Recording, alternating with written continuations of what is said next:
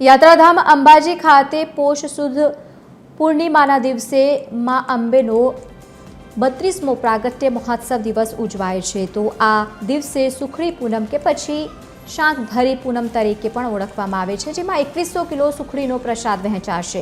મહોત્સવ દરમિયાન મહાશક્તિ યજ્ઞ અને શાકભાજીના અન્નકૂટ સાથે સાંસ્કૃતિક કાર્યક્રમોનું આયોજન કરવામાં આવ્યું છે।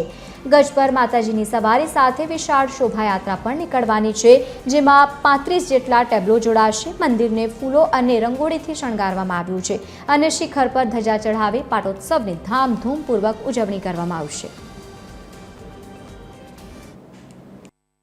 પોષ સુદ પૂર્ણિમા એટલે કે 3 જાન્યુઆરીના રોજ માતાજીનો પ્રાગટ્ય ઉત્સવ ઉજવવામાં આવશે।